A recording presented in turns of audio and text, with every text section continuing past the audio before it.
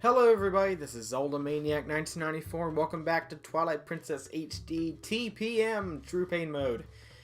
There is one small thing that was good about me restarting. I don't have to collect the map now, because I didn't do it.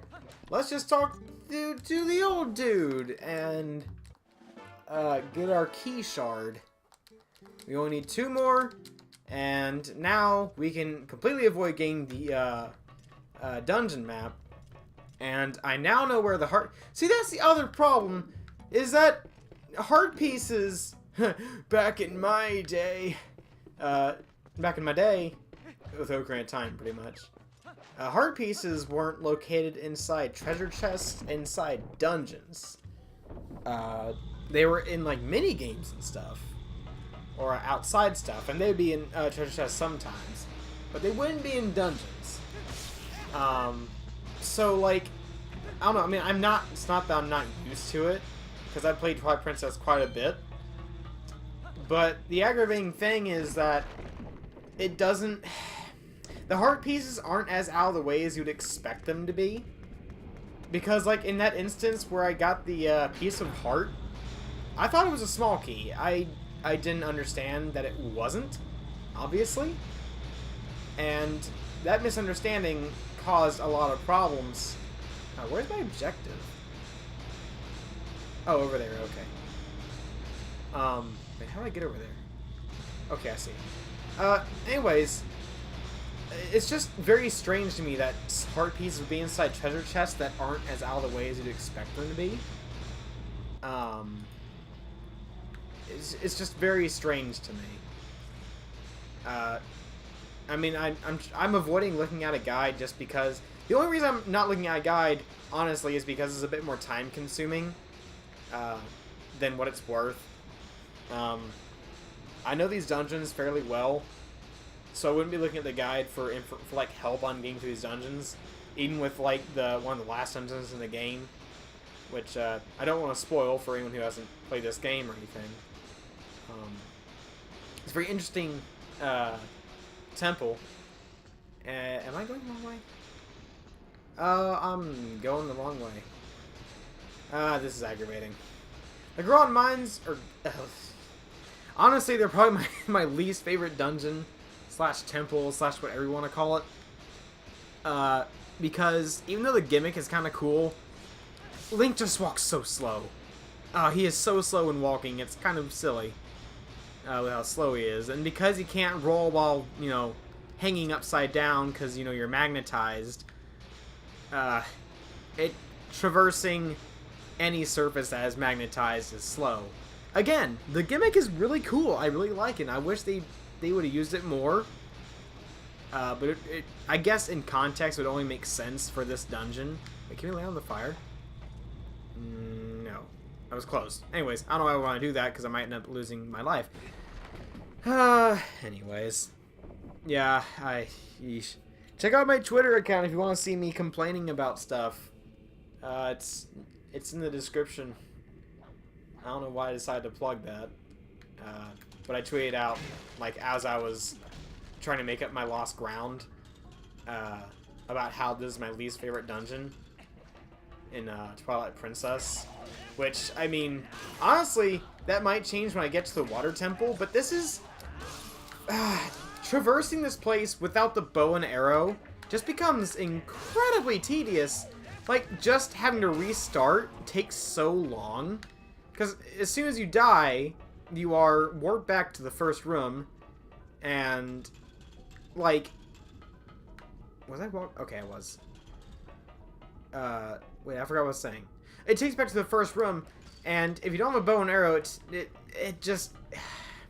There's the slug torches, and they can't be killed by the slingshot. So, that's alright. Wait, did I just come this way? Hold on. Did I? I think I did. I can't remember. You'd think I would be able to remember that, but I can't. Oh, yeah, I did. I just did a complete 360 there. Sorry about that. What happened there?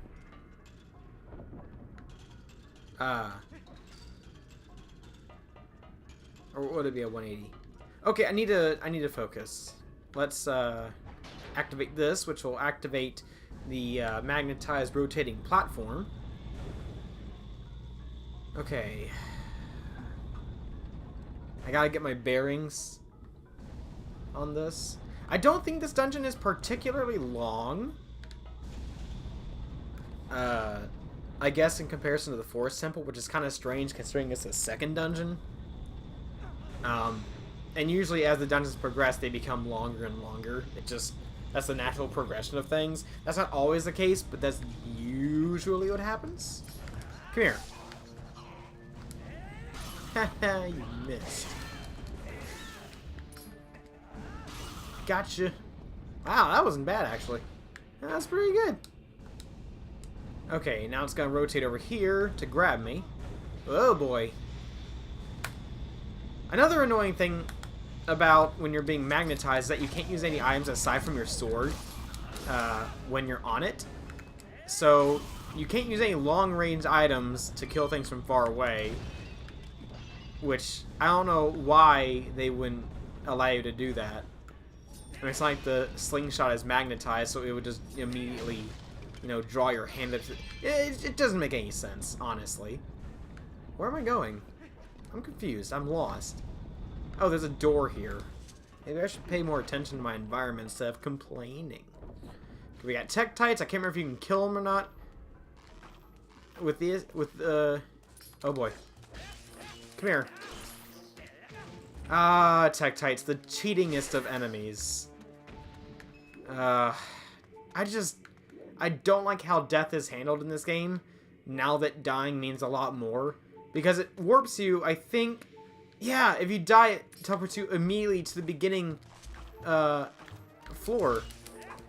So, it makes the clench when you die so much worse. Because that's just so much progress you just gotta make up. Okay. Don't know how I survived that one. And I don't know if that... I don't think that treasure chest is required. There aren't too many locked doors in this area. Or in the Goron Mines, it doesn't seem like. So all I gotta do...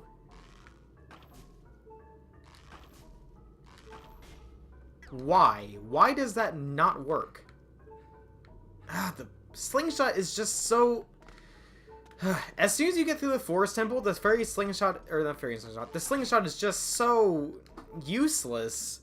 It does so little damage to anything. And it can't even activate switches, which it could in Ocarina of Time. So, my question is, why is this I'm in this game to begin with? Like, why wouldn't they just... there shouldn't be a need for a slingshot when you get a bow and arrow item.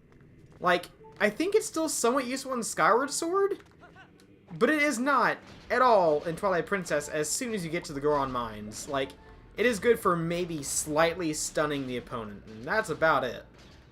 Quit pulling. Also, I'm tempted to use my amiibo to heal myself, but I think that would take away from the challenge. But it would make death so much... see, that's the thing.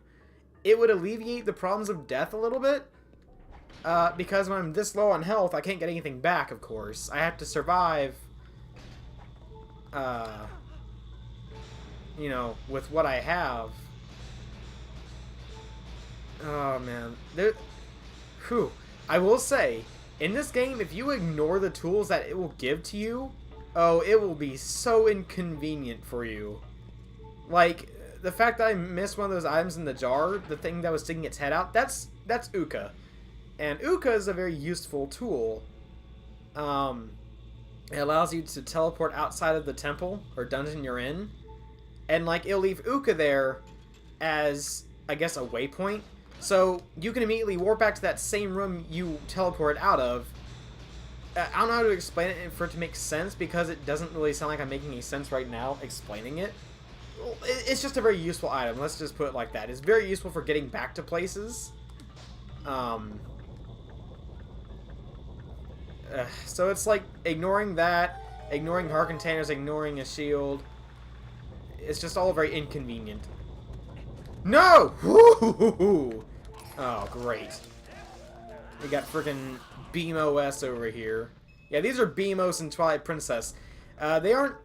I don't know, they're about as bad as the ones in Ocarina of Time. They're not as bad. Yeah, in fact, upon further reflection, they're not the worst. They're probably one of the easiest ones to take care of.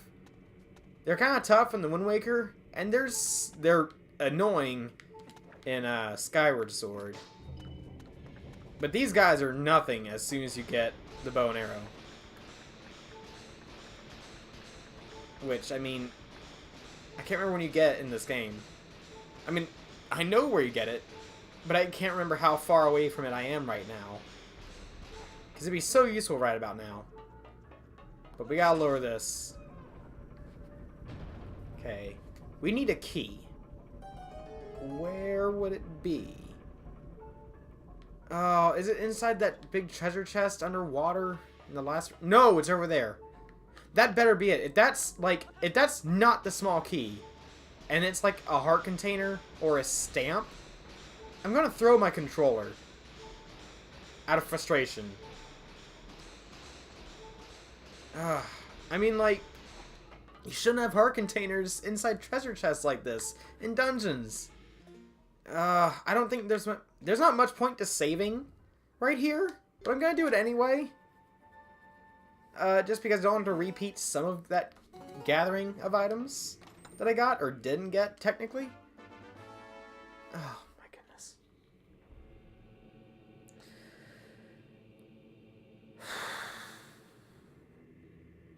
Ah! Okay.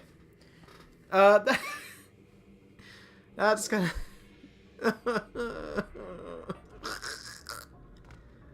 Oh boy, oh boy, oh boy. You know what? Okay, I can't get out. Or can I? I'm gonna see if I can get out. I'm gonna see if what's behind me. I might as well see what this is before I end this episode and have to remake all that progress off screen. If this is a small key, I'll know better. Okay, it's that one. Okay, so in the next episode, we're gonna have a small key. We're gonna be in the BeamOS room, and we're not gonna pick up the friggin' heart container or heart piece that's located very conveniently in that room. Not even all that out of the way. Oh, this game is so weird when it comes down to what you need to get. Like, you'd think the treasure chest that's in the water would be the inconvenient one to get, because, like, oh, I don't want to drown. I mean, you're not going to drown if you're fast enough. But still, it's like, why would that be the one that has a small key when the room that has a locked door has a treasure chest? You'd think that was small... Ugh, it's just... Woo, boy. Anyways, guys, that's going to cover this episode. Thank you all so very much for watching. This is Zelda Maniac 1994, signing out.